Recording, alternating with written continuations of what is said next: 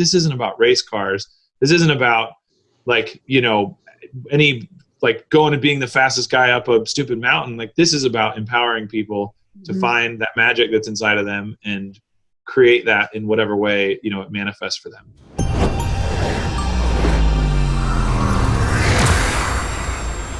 Welcome to the Motorsports and Driver Development Show. My name is Katie. And I'm Keto. And today we are joined with Dave Carapetyan, the owner of Rally Ready. Wow, that was incredible. That's like 9.9 out of 10. That was incredible. 9.9. Yes. Yeah, that was good. Thank you. You only lost 0.1 because you didn't quite stick the landing because the conviction like trailed off, but that was incredible. It totally did. I was like, yeah, that was well, as a Lobkovich and a Brillmeyer, we do our best. Yeah, you guys know the struggle.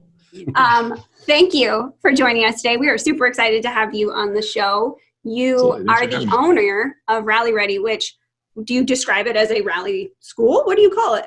Man, it was, so I started Rally Ready in 2006. It was our rally team and our Pikes Peak hill climb team. And then I opened a store in 2007, sold safety equipment, like a brick and mortar store for 3-ish years. Quickly realized that in absolutely no single category do I have the personality to run an online store. It's like just pure misery. So we sort of then transitioned it into our rally school. And fortunately, the name has been adaptable enough that it's carried us through all that. But yeah, it's been Rally Ready driving school-ish for the past 8 years. And where are you and how long have you been there? Wait, go ahead. We have something up? No, we good? No, because you said you started in 2006. I was like, he just answered that, but it's true. Sort of. Yeah. So we're just outside of Austin, Texas, in a little town. Technically, we're between two little towns called Lytton Springs and Dale, but we like to say we're in Dale, so we can do it for Dale, Texas. And we're about 15 minutes from Circuit of the Americas on 140 acres that we've been here at this location for 5 years next month. Awesome. Are you from Texas originally? Born and raised, yeah. I'm about 39 and a half minutes from the house I was born in. That's so cool. Yeah, you roll into that Texas accent really well, but you roll out of it too, so I wasn't quite sure. Yeah, we can it's a smooth transition. Yeah. Well, I love it. Which is perfect. We can talk rolling in and out of all kinds of driver inputs as well. It's perfect. It's a seamless transition. So rewind all the way back. How did you even get into rally in the first place? I grew up in Austin, and I was probably 13, I think, when I started playing in a punk rock and hardcore bands here in town. That's not where you thought that was going. Nope. And so we would play at the peak, we were playing like 5 shows a week while we were in high school. And so we'd like finish school, go to somebody's house, load up all our gear, put it in usually my mom's minivan, go downtown, set up, play a show, come home reeking of cigarettes, and go to sleep, wake up, fail all of our classes the next day, and rinse, repeat. And so we did that for about 2 years, went on tour in the summer of 2002, it would have been. Went and played some like festivals on the East Coast, came back. That band ended up breaking up because it turns out that if you exclusively leave 13 and 14-year-olds to manage a band, it doesn't work. So I started playing in some other bands with some guys who were into like street racing and drag racing Hondas. Come to find out, mostly they were just stealing them. But that's how I got into cars, was playing Gran Turismo 3 on the couch of a 6.5 foot tall car thieves house. I was like, dude, this is awesome. You can like drive Type Rs in this game. Oh, this rally thing is sweet. And so I was utterly unbeatable in the rally portion of Gran Turismo 3. And one of my buddies was like, this sucks. Just go get a real rally car. And I was like, that's a pretty legit idea. So I effectively bamboozled my parents, who didn't have any college money for me, into procuring some small portion of what would be required to go to college and instead spending that on a rally car. So I basically bought a rally car with my college money for my 17th birthday.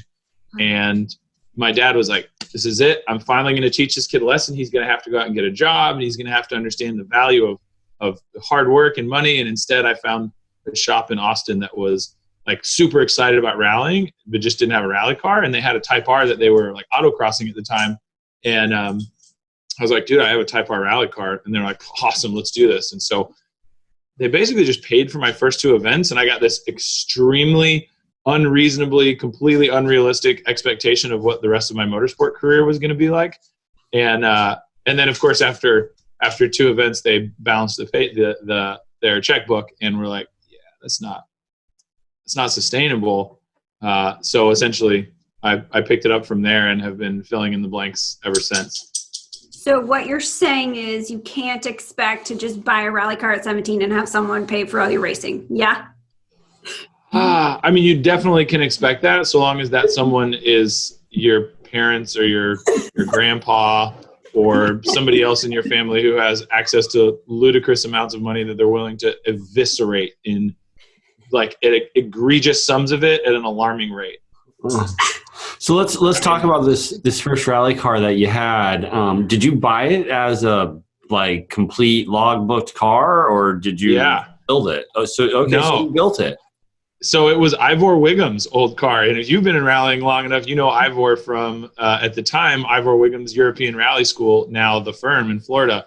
So I had 2 friends. We all packed up in my buddy Reed graduated from high school a year early. I dropped out and bought a rally car, and our third friend Roy came with, and me, Reed, Roy, and my dad hopped into Reed's dad's, who was like a 4th grade teacher or something like that. He had this 16-passenger van. We're like, all right, we got it all figured out. We drove from Texas to New York, dropped off Reed to start college in New York, saw my sister there, and then we road trip to Florida. This makes perfect sense. Couldn't have just rented a van and gone straight to Florida. No. Drove straight to Florida, went to the rally school down there, picked up my new rally car, and then road trip back to Texas with my new car. And it was quite an insane roundabout adventure. When you say road trip back, does that mean trailered the car? We did trailer. Yeah. It was, I like, Ivor wasn't really particularly clear, as is most motorsport transactions. There's just sort of some vague listing with like 3 photos and like plus spares, and you're like, okay. So we show up with this 16-passenger van and a U-Haul trailer, and he's just like piling things in the back. And and he opens another door. He's like, yeah, I think all those wheels actually go with it as well. Let's see, that lot goes in. We're like, no, that's not, we can't fit people back there anymore. So it was either me or Roy took turns, like pallets of wheels and spare parts in the middle of this van. And then one of us in the very back row, just sitting back, whatever he was doing. I was probably Snake 2. I don't know what people did back then on phones. Right. Probably Snake 2. Yeah. That's hilarious. So great. You started actually rallying, but you have done more. You even mentioned yourself. You had a Pikes Peak team. I would love to hear a little bit about your progression through your racing career. Yeah, our first event ever was Rally to Paris, which is here in Texas, was on an old National Guard base. So Thanksgiving weekend, they'd send all the troops home. We got all the tank training roads. So we did that Thanksgiving weekend 2004. And then I was on the second to last stage. Nobody really clearly explained, and by nobody clearly explained, I didn't necessarily listen as thoroughly as I thought I did. And it wasn't like I was a bad listener. I was like, I read the rule book cover to cover 3 times before I like even bought a rally car. I like memorized everything. I was stoked. But I did my novice class, and we just didn't really understand the difference between route book and stage notes. So I went off on the 7th out of 8 stages because my co-driver was like, this is on my first rally ever. He's like, yeah, it's straight for 2 miles. What he meant to say was, I have no instructions for 2 miles. And I was like, this doesn't look straight. But my co-driver said, and real rally drivers listen to their co-driver. So I was like, just stay in at 5th gear. Ran a little bit wide and parked it on top of some saplings. Sweep came through, and they were like, it's fine. Just so they tugged me out and were like, just go. So we finished that rally and won because we were the only car in production class. So we got the invite to 100 Acre Wood, which at the time was the Club Rally National Championship, and checked the entry list, and we're like, all right, we got some stiff competition of ourselves in this class. So we finished that, and we're like, well, we're 2 events in, and we're national champions now. We have a production Club Rally National Championship, so pretty much just going to be WRC in like 3 weeks. We just need to figure out what class in the WRC nobody else shows up to, and we can dominate.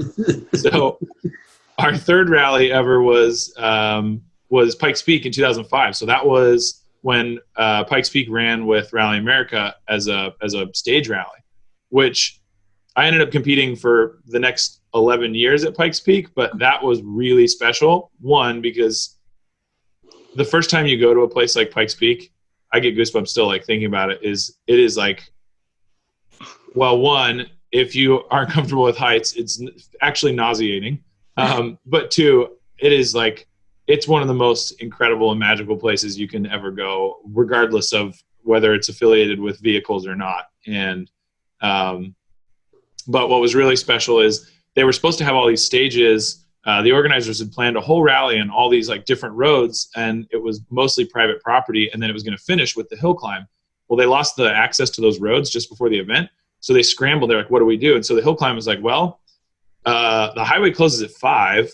We could figure out how you guys could just use the whole highway after 5 p.m. So the hill climb runs from like 6 miles to the top of the mountain. So there's like 6 miles below that don't get used for anything as far as the hill climb goes. So we actually got to race from the toll booth all the way up to the start line, and then from the start line to the summit. And one of my all-time favorite motorsport memories was the first stage we did at Pikes Peak on that bottom section. There was 3 people in our class, and one of the other guys was this guy, Dennis Sletton, who I've remained friends with over the years. But he was in a bone stock, I want to say 1990 Jeep Cherokee, and he had like BFG all-terrains on it. And so he and his sons raced off-road, and they were like, man, we saw like Pikes Peak was the thing we could do. We saw this rally class, and we were like, dude, our thing's legal. Like, let's do it. Let's go. And he's like, man, everybody keeps asking, like, what kind of shocks you put on there? We're like, those are $29.99. And we're like, what are those? He's like, I don't know, dude, but they were $29.99. So they seem to work just fine. We finished the first stage, and he gets out, and he's like, that was the craziest thing I've ever done. Man, it was awesome, especially like a mile in when I remembered that I could cross the yellow line. We're like, I'm sorry, what? He's like, yeah, dude, I did like a mile trying to stay in my lane. I was worried about oncoming traffic. We're like, yeah, no, that's not how this works. And so that car dynoed 140 horsepower at the wheels in Denver, right? So at like 5,000-ish feet. The start line's at 9,400 feet. So it was, you couldn't keep it in third gear on the top section. Like you'd shift out a second, you're like, wah, hit third, wah. So it was like the perfect car for a 17-year-old who didn't know what they were doing to be racing in at one of the world's most dangerous events. So I was so addicted. I loved it so much. I was there for 11 consecutive summers after that. And so we ended up winning. We moved from that into an Evo, first an Evo 6 and then an Evo 8. And we won the open class there, the Pikes Peak Open class, 2008, 9, and 10. And it was sort of during that I sort of realized, one, that I basically despised owning an online parts store, and I wasn't very good at it.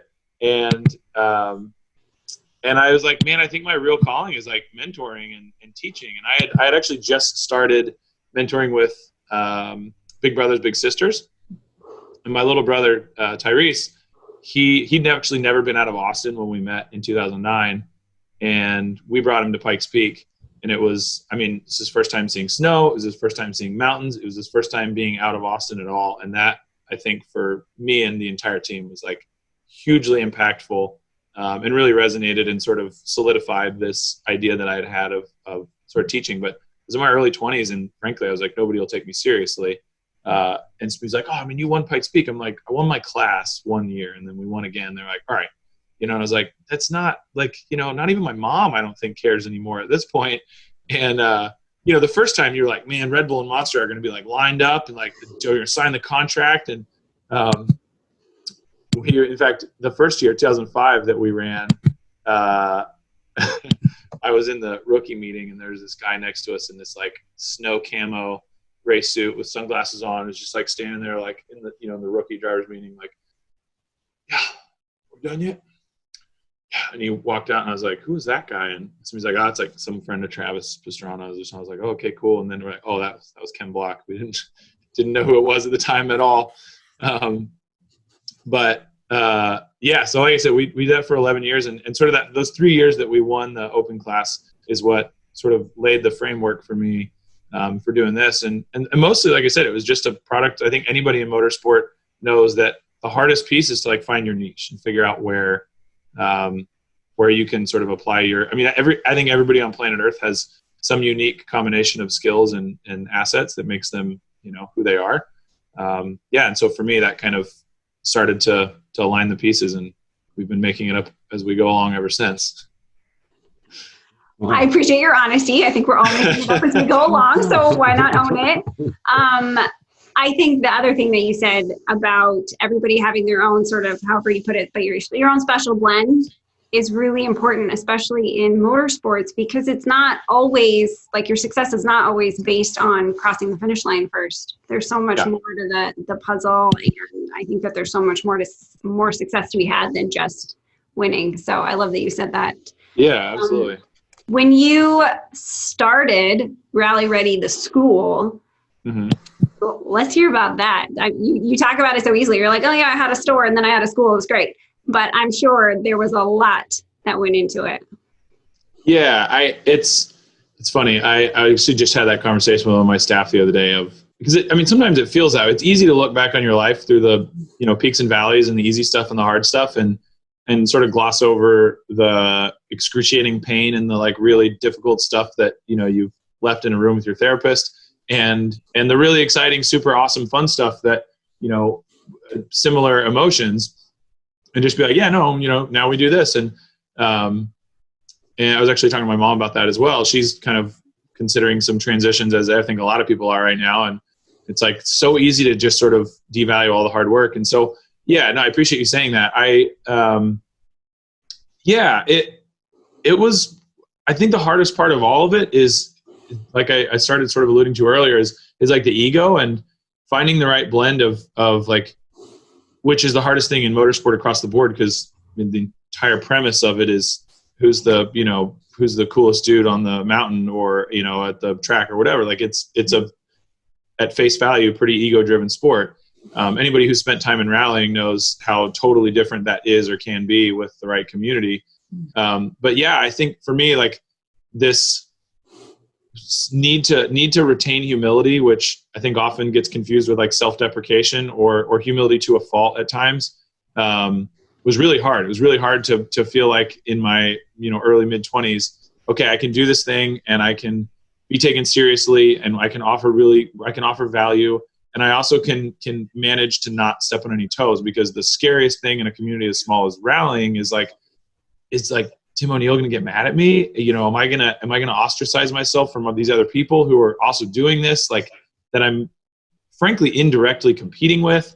And I think ultimately comes down to this sort of scarcity mindset versus abundance mindset. And that's a place that we focus a lot on here, is like, I had to get to a place where I believed that I'm not taking anything away from anyone. I'm not taking food off of anybody else's table.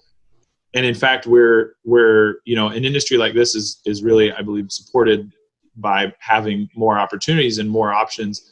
You know, what the guys at Dirtfish do benefits us because it creates more awareness for the sport. What, you know, Tim does benefits us. What we do benefit. And we literally have an email thread between all of us right now.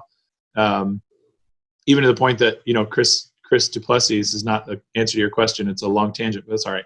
Chris came down here last year with some of his clients from Monticello, and one of the things I told him was, I was like, dude, you know, he was like, I got a couple guys that want to go to rally school in the winter. I was like, no, you have a lot of members that want to do that.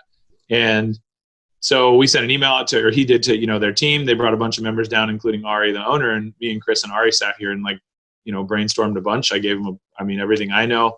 And it was really helpful because Chris, obviously, it's, you know, he's a Duplessis. We all know what they do best. That's hang it sideways into their neighbors' yards. So, you know, fast forward, obviously now there's Monticello Rally School at Monticello Motor Club up in New York. And that, you know, a decent part of that was because they came down here, and, like, I couldn't obviously be more stoked, because I believe that there's just a ton of space for everyone to work together. And Chris is very lovable, so you just can't get mad at him. I've tried.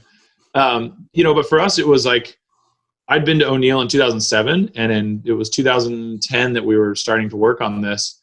And it was for us, like, don't pull the old O'Neill curriculum out of the book. I didn't really remember specifically what we'd done there. I knew that there was some stuff that they did that I really liked, and I worked with Wyatt when I was there, and obviously I adore Wyatt, and he's incredibly talented. And I really remember the way that Wyatt made me feel in the car, like really safe and really comfortable. And then of course there's some things that I, would do differently. And so we just sat down and said, okay, here's where we want to get to, and here's where we are with, a new driver. And I really focused more on like the psychology of how do people absorb information? Are people auditory, visual, or kinesthetic learners? What's their primary sensory dominance?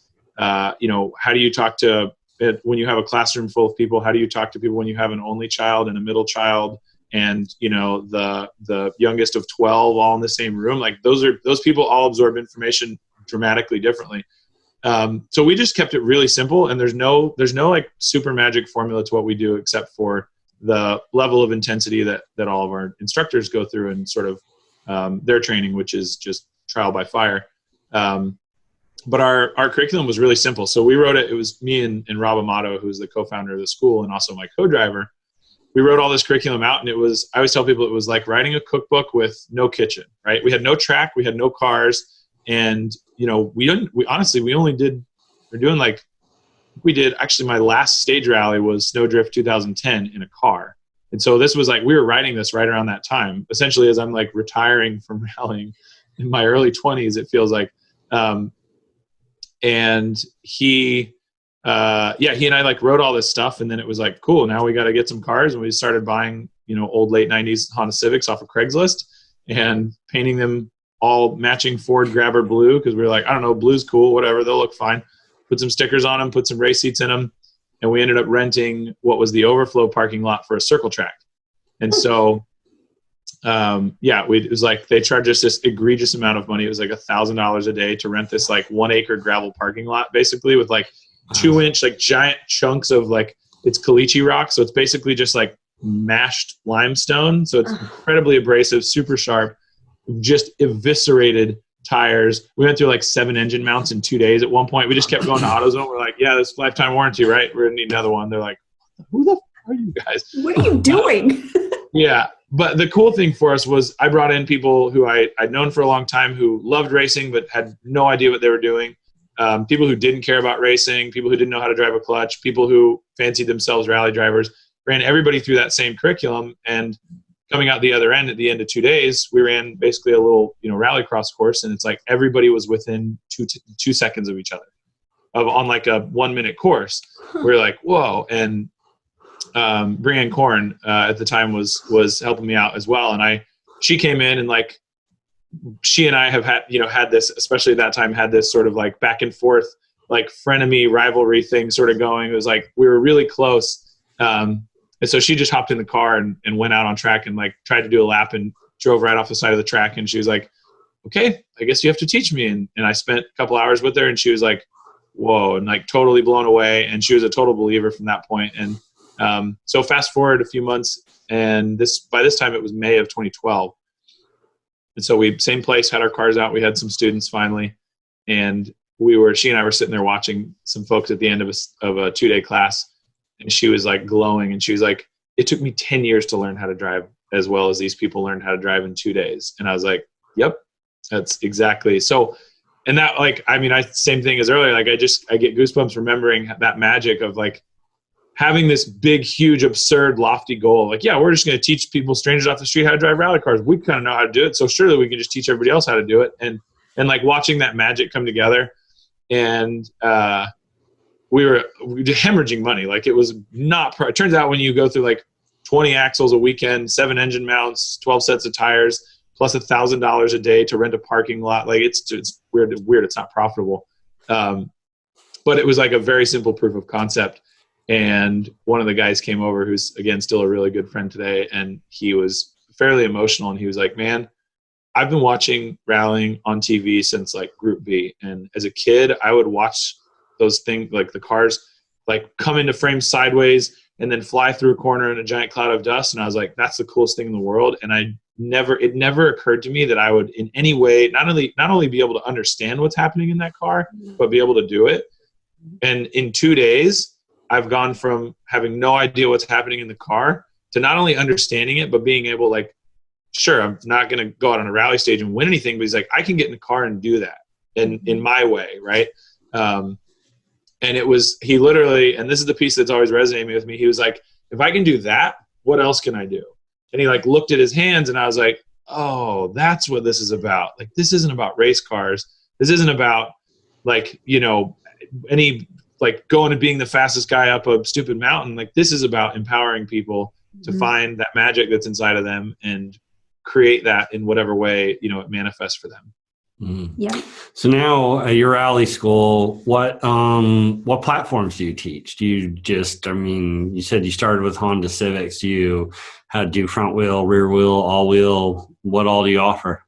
Yeah, we're in everything now. So we have a small fleet of front wheel drive cars now, mostly like EP3 Honda Civics. So like the 2002 to 2005 Civic hatchbacks. We have about 4,000, it feels like, the GC bodied Subarus. They just multiply. It's like they just put them outside and you're like, what? This one's a little bit rusty, but there's 4 now. And most of those are naturally aspirated. We have some WRXs. I have 1.5 Evos right now, an Evo 8 and an Evo 9. We have a handful of UTVs, Yamaha YXZs, and some Wildcat, I guess Arctic Cat now they are, Wildcat XXs, a couple Polaris Razors, BMW E46. We have a BRZ. Yeah, it's like you walk outside at any given time, you're like, oh, we have that now. Okay. I do not want to lose sight of something you said. Keto, of course, jumped right into the cars, but yeah. I think that you called out something that is just like embodies rally in a nutshell. And I'm sure other motorsports, but there's something so special about rally where people see it.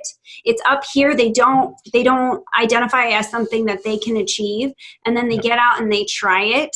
And then suddenly there's this understanding like of their own capabilities, but there's also this flow of like, I set this goal and then I achieved it. So then it's like, what's next? What's the next thing? I'm going to keep working. I'm going to fail, and then I'm going to try, and then I'm going to fail, and I'm going to keep ticking these things off. And we see it time and time again with people who join our program who it's life-changing, and they tell us, like, I was having a really hard time, or I was really struggling with this, or I was in a really bad spot. And now not only have I like taken up this hobby, I have the community of people, but also I feel like I can take on the world. And you just like, you captured that so perfectly.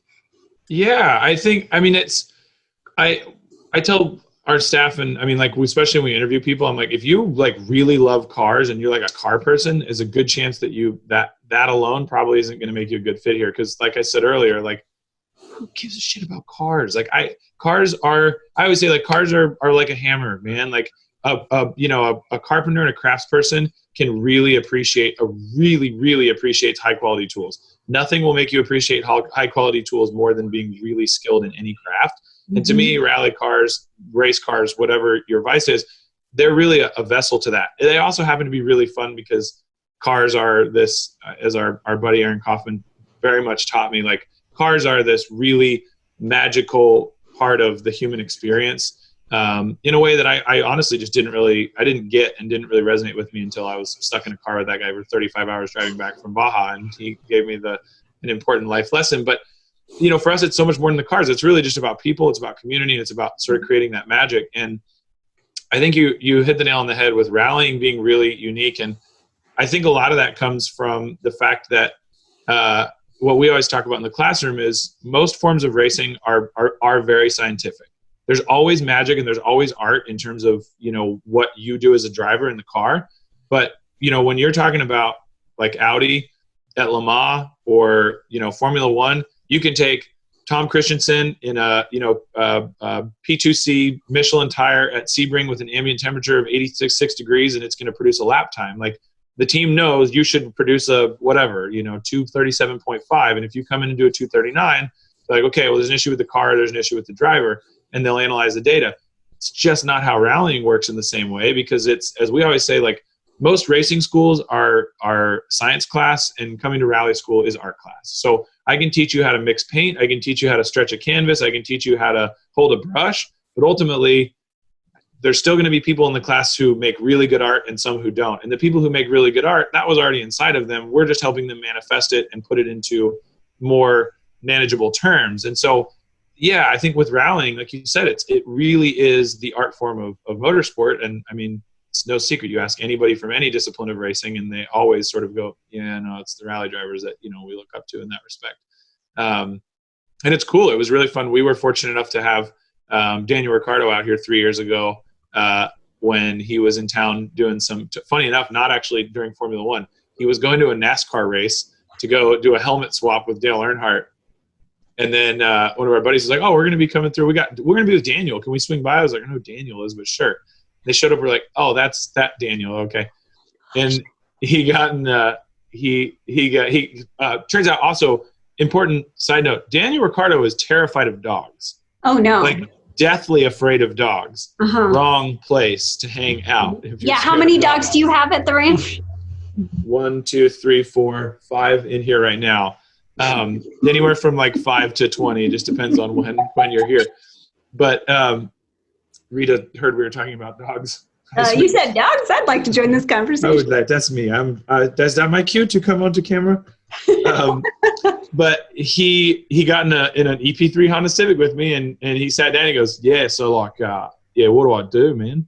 I was like, well, you probably have like a lot of the, like at least core principles. He goes, nah, mate, I don't think you understand. I've never driven a car with a roof on it. So no, I haven't got a clue what to do. And sure enough, he had no idea what to do first lap. And like, we're going, it's like a 30-second, like we didn't go through any of our curriculum. We literally did nothing. We just threw on helmets, got in a Civic with like a blown, left rear strut. I was like, I don't know, this one has keys in it, so we'll take this out. And we're like burning laps. And it was so cool because, I mean, exactly what I just said, like he just was like any sports car, anybody who has instructed rallying knows that you get a guy who's good at sports car racing and especially formula cars, they are pure magic from about here to here.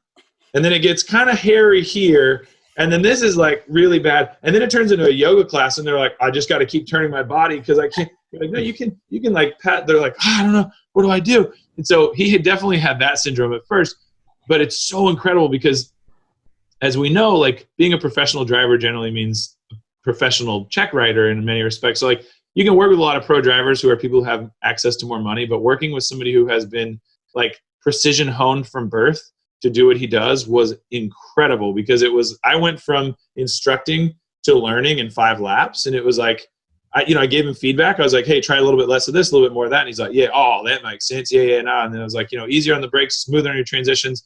Eyes up to that point, eyes up to here, eyes up to here, looking here when you're here, looking here when you're here. He's like, oh, yeah, now it makes sense. And that was it. And like, he was just like, and then after 5 laps, I was like, I don't know what's happening anymore. It's a different level over here. So I just sat and watched. And it was like, it was so cool to watch that magic of like somebody who knows and understands the science of driving, take in that like little bit of an art lesson and translate it into rallying. And so now when I watch, he posted a video, I think yesterday, driving a Razor on his property. I was like, yeah, it's totally, I taught him everything he knows. So it's fine. Totally. Really humbling experience. Totally, yeah. All me.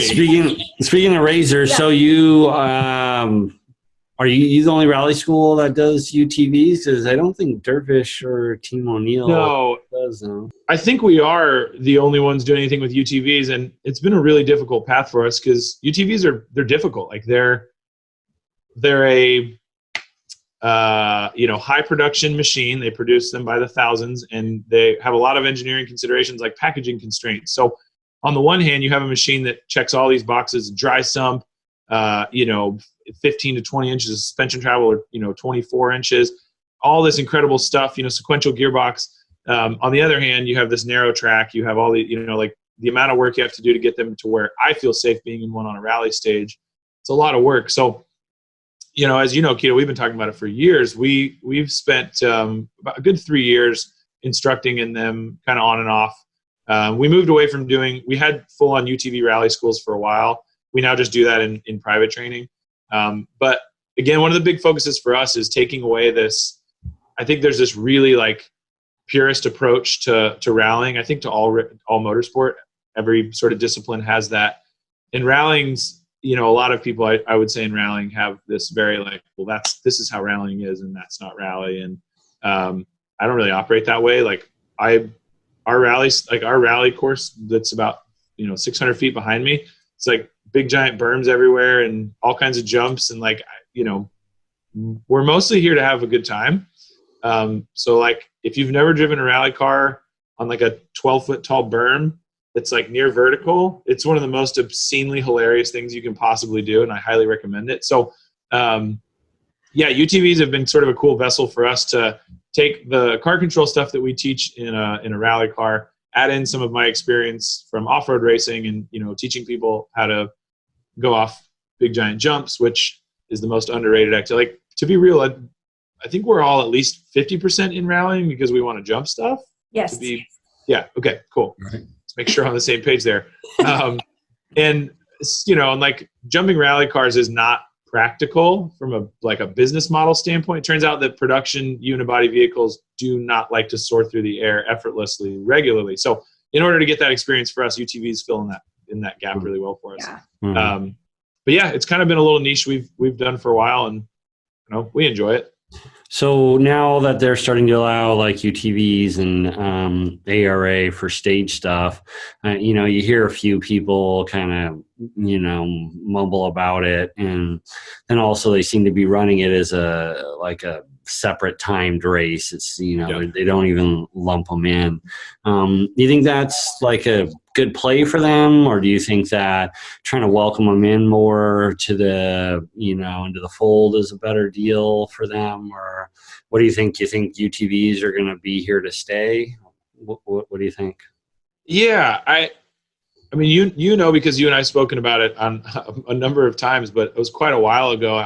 My position on this is sort of continues to evolve. The one thing that's been really consistent for me since day one is safety. The number one and absolute, cannot stress enough concern with UTVs is safety. And it's really as simple as you're looking at a rally car, you have a unibody that was engineered to work in a variety of different crash environments. Now we've added a ton of safety to that, and we've added a secondary structure inside of that.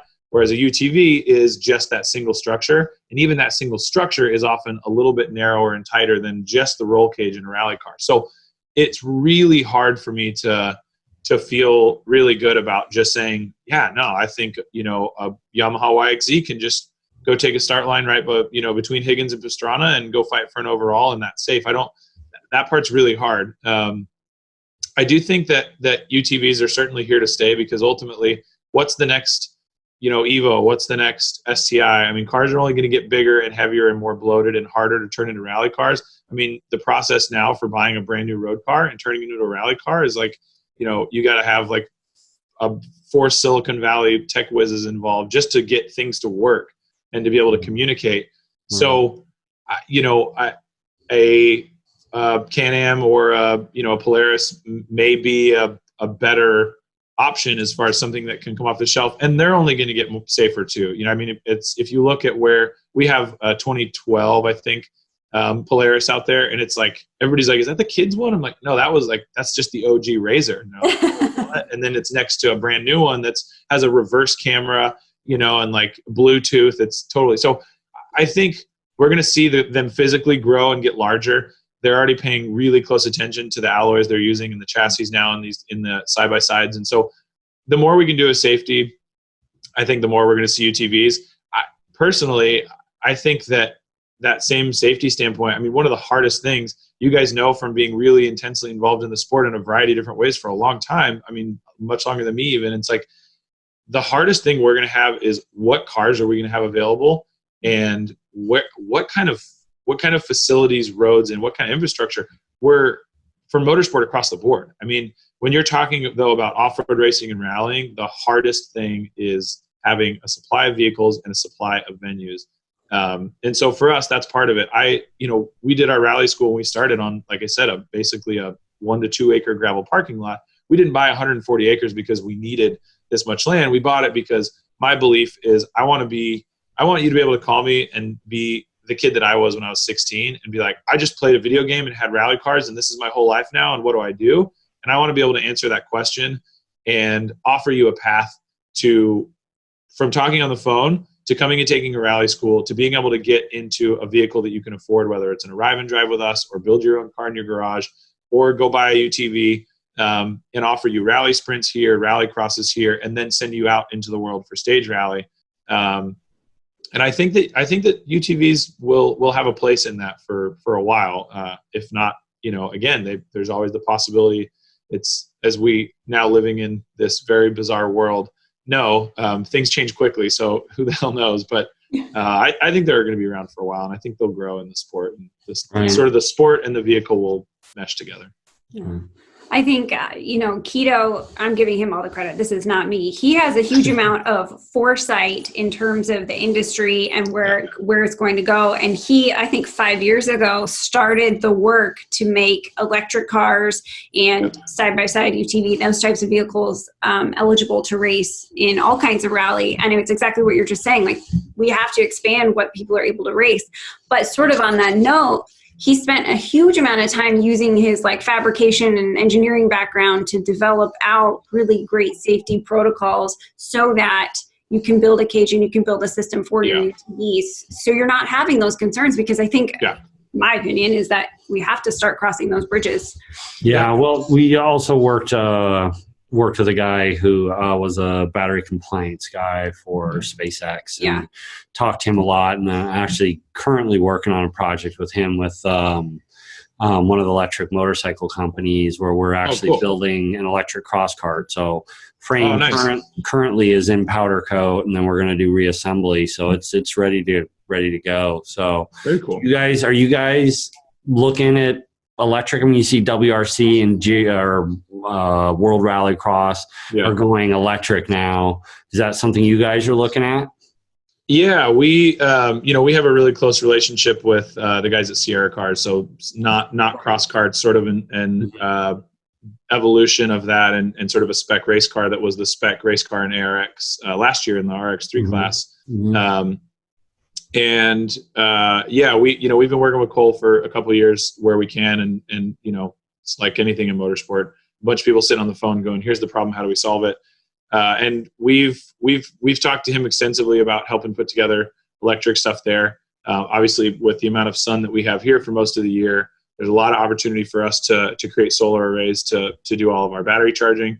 In fact, we're actually right now working on as part of a larger project we have going that's sort of creating this dude ranch here, for lack of a better term. We're sort of looking at like the permaculture aspect of how we can continue to engage with our environment and work with our facility here to, we have this massive property. It was an old cattle ranch.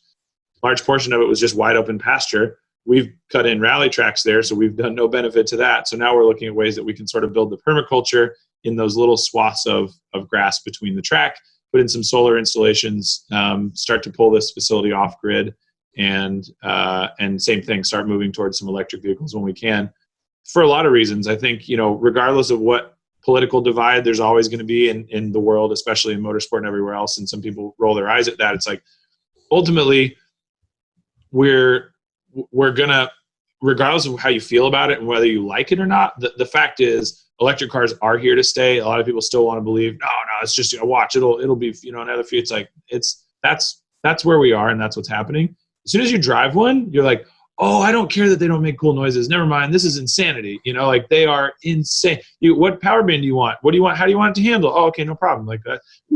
Okay, it does that now.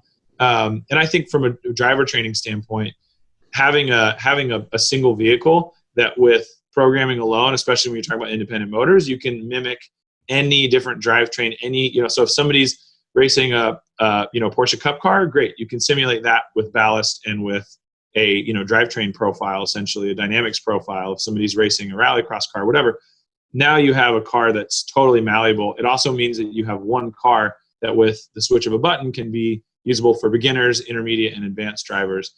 So I'm a huge proponent. Couldn't be more excited to have vehicles that make more power, are crazier to drive, and have a fraction of the number of moving parts.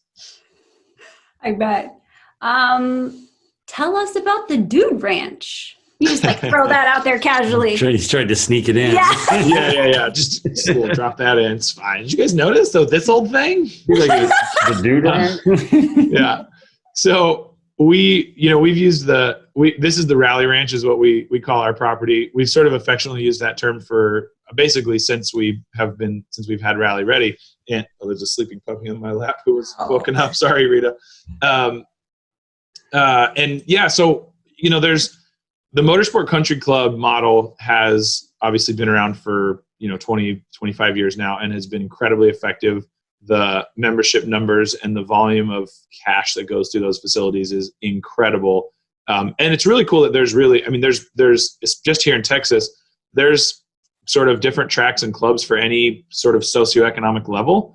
So, if you've got a couple $100 a month, you can join a track. If you've got, a lot more than that, you can join at a different level. And so, everything from store your F40 and your whole collection at a track and arrive and drive to, tow or drive your daily driver in and go burn a few laps. But going back to what we talked about earlier, I think something that has always been missing in those, at least in my experience, is the human aspect and the people aspect. There's these really incredible facilities that have brought this massive swath of like-minded people together who have at least one really, really critical commonality, which is this hobby or industry that they really love. But the track kind of goes till 5 or 6 or 3 or whatever, and then everybody goes home and hangs out with their families. And I think it's such a lost opportunity to include those families and include all those people, and to bring them together for stuff that's, again, outside of just playing with cars. And our local track here in San Marcos, Harris Hill Raceway, is one of the best examples of this. It's a little 2-mile track, nothing fancy. They've got a bunch of garages. It's really affordable to be a member there. And if you go on any given day, there's 20 people sitting on the porch at the track, and only like 10 of them actually came to drive, and the others are just there to see their buddies and hang out. And so we've got this big, huge facility, and this has been a real passion of mine for a long time. But sitting here during our pandemic, I was fortunate enough to be locked down here in the middle of spring, which was magical. Just sit on the porch I have a latte, a big espresso machine over there, so just make lattes in the morning and sit on the porch and watch the hummingbirds. And I was sitting there one day and I was like, what are we doing? Like we could be sharing this there's people who live in apartments in Austin who can't leave their houses right now.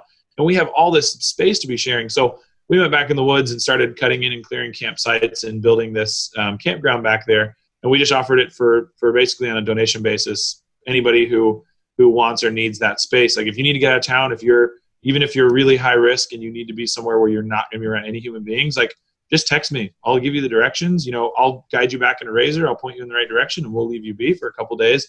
And the first person who sent me a message, she said, I just finished a really intense year-long battle with breast cancer, and I got cleared to leave the house and be a part of society again 3 days before we went into lockdown. And I've basically been completely isolated for the past year, and I'm going to lose my mind. And she's like, all the state parks are closed. The public parks are closed. Like, I don't know what to do. And she came out with her partner, and they spent a couple of days in the woods. And it was just that magic moment of again, like I said earlier, oh yeah, that's why we do this. So we're creating a membership program that is drive rally cars all day and, stay for drive-in movies and camping and, horseback riding. We've got mountain bike trails in the woods. We have a big pond. Bucky Lassett comes out here and doesn't ever drive rally cars. He just goes fishing. It's exclusively. He's done probably 10 miles of driving. I don't think I'm even exaggerating. He's probably done, in 5 years, he's probably done 10 miles of driving and about 17 hours of fishing on premises. So, yeah, and again, it's one of his favorite places, and it's one of our favorite people to have here because he just totally gets that community aspect. And, he'd rather crash on the couch here and stay up all night watching movies and, hanging out with his buddies. So that's our goal. I want to make sure that we're able to utilize that and sort of create this environment where folks can, if you want to come in and play with race cars, let's do race car stuff, but the fun doesn't have to stop when the track shuts down. That's awesome. We get asked all the time to just have more events that are community based. Can we have more where people camp over and stay for a couple days, even if we're not racing the whole time? Can we just hang out? Yeah. And it's for us, it's I'm not monetizing that part. Those are all value add. For me, we have 2 tiers that we're looking at right now, and it's give or take about $150 and $275 a month is what we're going to be looking at for memberships. $150 a month gets you a full every Saturday, basically, access to the facility. So if you have a rally car and you live in Texas, you can come out, or if you don't, I have people who I've been talking to, some of our long-term clients who are like, I'm going to just store a car there and fly in once a month because it's still the cheapest opportunity for me to drive a rally car. You have a grass strip there? I mean, if you have like a little STOL plane, I got a World War II airplane hangar, and I've got like a 700. Yeah, he's like a Kit Fox, a little carbon cub, dude. We'll get you dialed. Not a lot of runway then. No, you'll be fine. It's got like 1,000 feet or something. Yeah, maybe a little bit less, and there might be power lines at one end, but we're getting there. So I'll let you know when we got a good headwind. You'll be fine. Yeah, a little crab landing. Huh? Yeah. Oh, hi, Rita. That's so cool. Rita, come say hi. Rita. Oh, this is Rita. Hi, sweet girl. Your assistant's pretty cute. Yeah, she's pretty helpful. So tell us about the dogs on the ranch. Yeah. So we moved out here 5 years ago, and I grew up in Austin, like proper city kid. I didn't understand the stray dog problem in this country, specifically in this state, until we moved out here. And I mean, you if you wanted, you could at any time, any day, you can drive out and you can go pick up a stray dog. I mean, it's pretty much that wild. And there is tens of millions of stray animals in this state, and it's like was sort of like one of those don't have a choice. You see a dog on the side of the road, you guys like, oh, that's super sad. So we started taking them all in. I have 5. Every one of them is a hobo street dog that we found somewhere out here near the ranch. Mondo, who's sleeping next to me on this side, is a 75-ish pound, I don't know, sort of maybe some kind of pit mix. We found him first. I was actually driving to the dog shelter to go adopt a dog, and we found him in the middle of the road. On the way there, I was like, well, that saves us the rest of the drive. Perfect. So, and then Rita here, who's in my lap, she has these little perky black ears. Yeah. And when we found her, she was in a ditch, and her ears were just like solid ticks, both of them inside and out.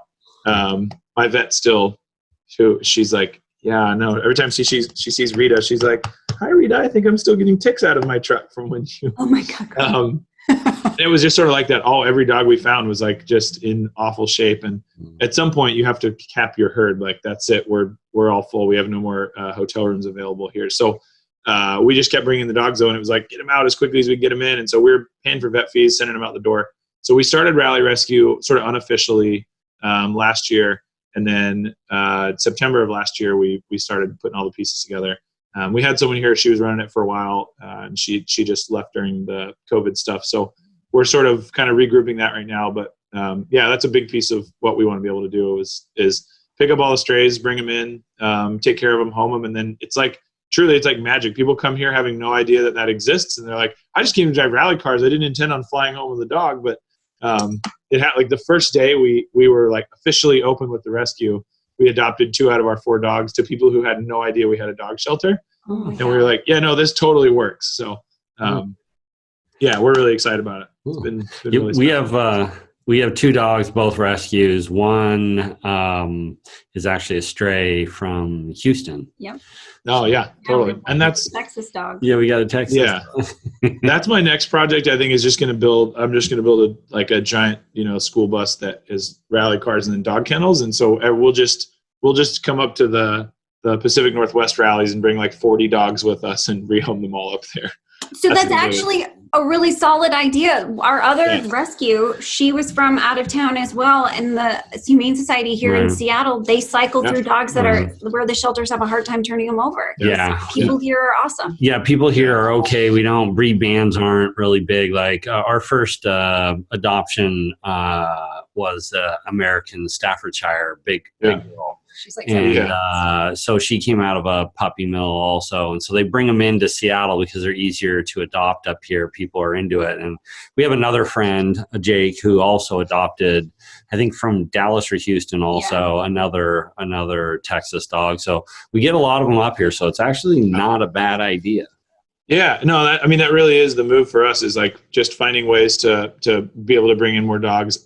The biggest thing for us was just like we got a hard regroup and sort of reset on everything during COVID for both businesses. Yeah. And again, sort of building up this membership base and getting that going is taking a lot of energy. And as soon as we're able to get that fired up, then we're slinking away. Thanks for coming, Rita. It's lovely to see you. Well, if you decide if you do decide to do that to, have a trip up with some dogs, let us know ahead of time. Absolutely. We have good reach. We'll reach out to people, let them know, that there's going to be a rally adoption coming up. I'm in. Let's do it. I got to pick. Maybe we'll like plan it way ahead and we'll come to one of the big events. I guess I did see recently there was a revised calendar that finished the championship up there. So maybe I'll just November. Olympus, November. Yeah. Okay. November's going to be tough. All of our COTA events, everything at Circuit of the Americas is all postponed to November, which means that the two biggest events, like, arguably two of the biggest motorsport events in North America, which is the MotoGP, Red Bull Grand Prix of the Americas, and the Formula One Grand Prix, are either back-to-back or 2 weeks apart right now. Oh my God. So that's going to be like just a absolute carnage. So we'll see. Yeah. That poor track. Oh my gosh. Can you imagine if you worked there, if your job was to turn over the venue for the two events? Well, not only that, but like a lot of businesses, ours included, like it's, we had some folks who had to leave and go get, other full-time jobs, understandably. Right. Most of our staff have been fortunate enough to either have been able to like stay on doing some, part-time work, or have, voluntarily sort of furloughed themselves on unemployment, or, have started coming back. But like COTA had to let go of, I think 30 or might even be 50% of their staff. So they've already had a lot of turnover. So anyway, that's another conversation. That is so tough. It's a tough one. Yeah. Well, we could talk to you forever. Thank you so much for chatting with us today. Yeah. Thank you. Tell people where they can find you online. Yeah. So rallyready.com. It's got basically everything on our driving school, the facility, at Rally Ready on Instagram, or Rally Ready Driving School on Facebook, or you can find me at Texas_Dave on Instagram, making just really high quality content of mostly dogs. Sounds like my Instagram. Yeah, totally. Yeah. Thank you guys so much for having me. It's so lovely to chat. I know. I think we're going to have to do a round two. I feel like there was a lot. Yeah, sign me up. Anytime. Okay. Thank you. All right. Thanks. Thanks, guys. Take care.